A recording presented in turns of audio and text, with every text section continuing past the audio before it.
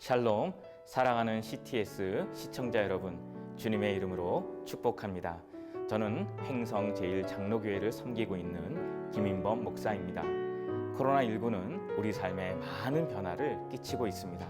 세상이 그래도 변하지 말아야 할 신앙의 본질이 있습니다. 그 중에 자기를 부인하는 삶이라는 제목으로 함께 은혜를 나누고자 합니다. 아무든지 나를 따라오려거든 자기를 부인하고 자기 십자가를 지고 나를 따를 것이니라.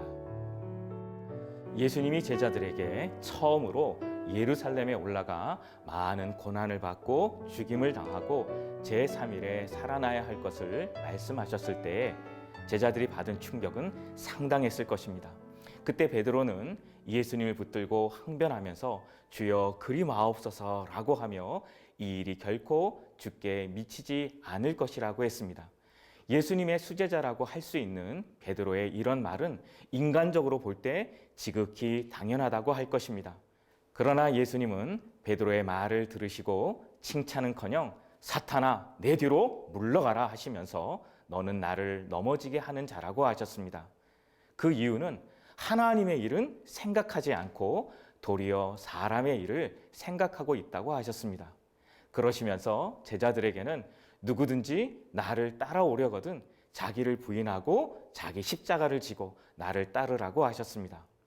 우리는 예수님의 말씀을 통해 자기를 부인하는 것은 사람의 일을 생각하지 아니하고 하나님의 일을 생각하는 것이라는 진리를 깨닫게 됩니다.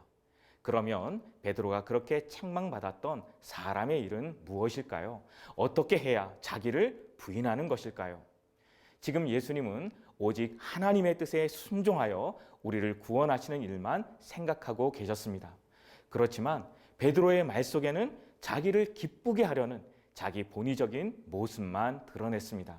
바로 사람의 일을 생각하고 있었던 것입니다. 하나님의 뜻이 무엇인지 말씀을 통해 들여다보려고 하지 않고 자기 입장에서 하나님의 역사를 판단하려고 하는 것입니다. 그러다 보니 베드로의 말은 겉으로는 예수님을 걱정하는 말처럼 보이고 예수님을 위하는 말처럼 보이고 예의 바른 말처럼 보이지만 하나님의 일과는 상관이 없는 말이었던 것입니다. 그런 삶은 자기만 살려고 자기를 돋보이게 하려고 예수님까지 이용하려는 죄를 짓게 만듭니다. 베드로가 이렇게 했던 이유는 자기를 기쁘게 하려는 성향 때문입니다. 결국 그는 예수님이 체포돼서 신문을 받으실 때 그 집들에서 한 여종이 그가 예수님께 속한 자라는 말만 듣고 예수님을 부인했습니다. 가장 결정적인 순간에 그는 자기를 부인하지 않고 예수님을 부인해버린 것입니다. 자기 본의적인 모습은 이렇게 결정적인 때에 드러나게 되어 있습니다. 자기를 기쁘게 하려는 것이 그렇게 잘못된 것이냐고 묻는다면 단호하게 그렇다고 말씀드립니다. 우리의 삶은 오직 하나님을 기쁘시게 해야 하는 것입니다. 그러므로 하나님을 기쁘시게 하려는 자는 제일 먼저 자기 본의적인 모습을 깨트리는 자입니다. 그것이 자기를 부인하는 삶입니다.